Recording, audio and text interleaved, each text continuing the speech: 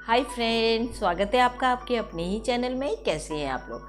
उम्मीद करती बहुत अच्छे होंगे। मैं हूँ आपकी होस्ट प्यारी दोस्त रिचा शर्मा। फ्रेंड, कई बार अगर आप देखें अपने आसपास, कोई एक छोटी सी घटना, एक छोटा सा विचार किसी भी व्यक्ति का संपूर्ण हृदय परिवर्तित कर सकता है। कई बार अगर आप बहुत देखेंगे डीपली तो बुरे से बुरा व्यक्ति किसी एक घटना घटने से, ये एक बात से उसका हृदय परिवर्तन हो जाता है, वो बहुत अच्छा बन जाता है। और अच्छे से अच्छा व्यक्ति किसी एक घटना से या किसी एक ऐसी बात हो जाती है, विचार हो जाता है कि अपना बुरा अच्छा स्वरूप छोड़ के बुरा बन जाता है। तो इसी बात को प्रूव करने के लिए मैं एक छोटी सी प्यारी सी कहानी आपको सुना रही हूँ। आप और हमेशा की तरह, क्योंकि जब हम कहानी के माध्यम से कोई बात कहते हैं तो सबको जल्दी समझ में आती है।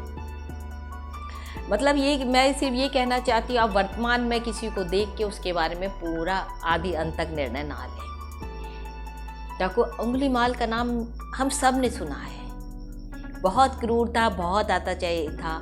उसने हजारों लोग 900 बहुत लोगों को मारा था, काटा था सबका। उसने प्रण किया हुआ था, मैं 1000 लोगों को मारूंगा।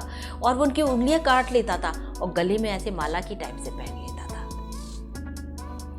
जहाँ वो रहता था जंगल में एक पहाड़ी सी थी, वो ऊपर बैठा हुआ देख लेता था। कोई भी राहगीर उधर से गुजरता था, वो ऊंचाई पे होता था, तो वो तुरंत उसको देख लेता था और उसको आके मार देता था, लूट लेता था। गांव का जो नगर था, वहाँ पे उस बौरी तरह बेहतर था। राजा बिंदुसार ने अपने न जाने कितने सिपाहियों को भेजा, लेकिन सिपाही नाकाम रहे, क्योंकि वो ऊंचाई पे होता था।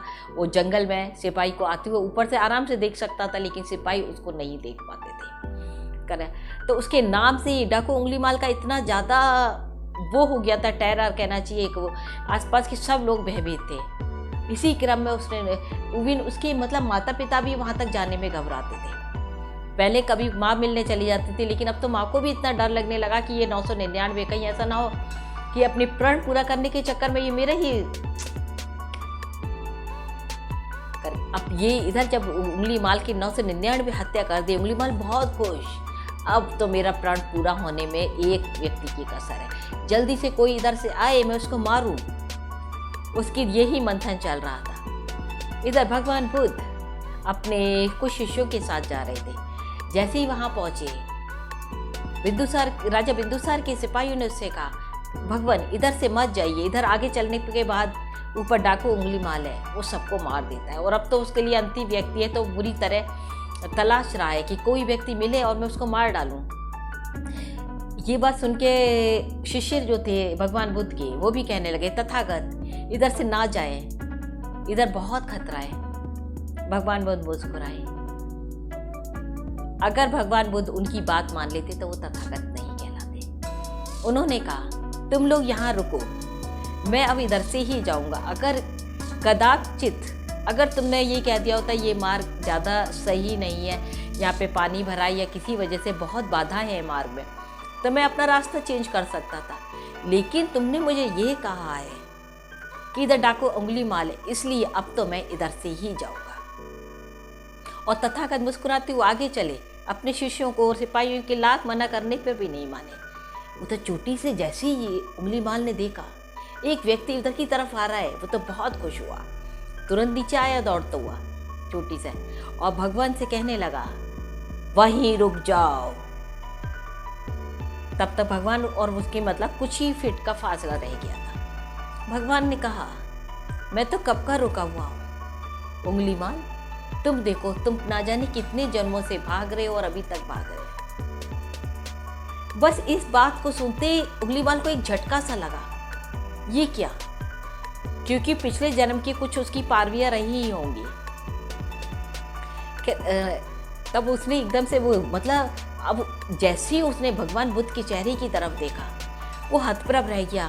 भगवान बुद्ध का चेहरा जितना तेज और दैदीप्यमान था, उसकी जो सारी क्रोध, वासना, जितनी भी बुरी चीजें थी, वो जैसे पिघल के गिर गई।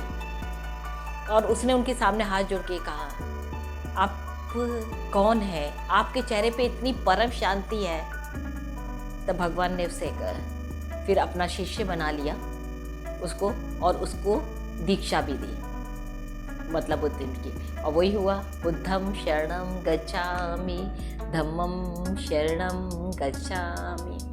अब भिक्षुक बन जाने के बाद उंगलीमाल उसी नगर में जाता है।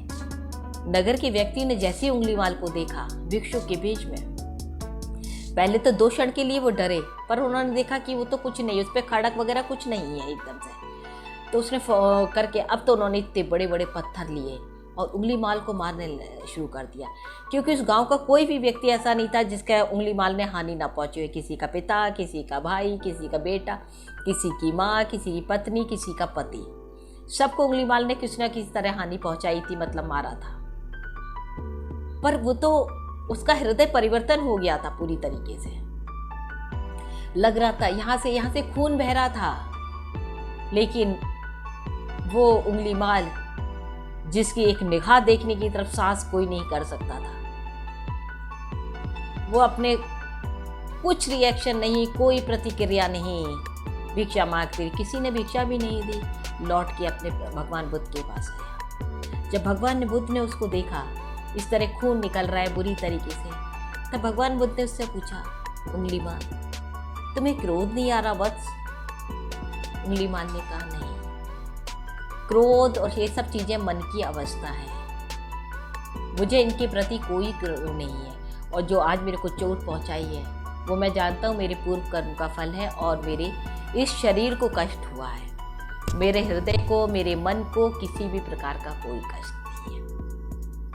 मतलब उस छोटी सी बात से उंगलीमाल जैसे डाकू का हृदय परिवर्तन भी हो सकता है। तो फिर आप किसी से इतनी नफरत मत कीजिए, किसी से इतनी इंतहा नहीं कीजिए, क्योंकि कब कौन कहाँ बदल जाए हम में से कोई नहीं जानता है। चलिए फिर मिलते हैं जल्दी से एक बहुत अच्छी में, तब तक के लिए बाय बाय।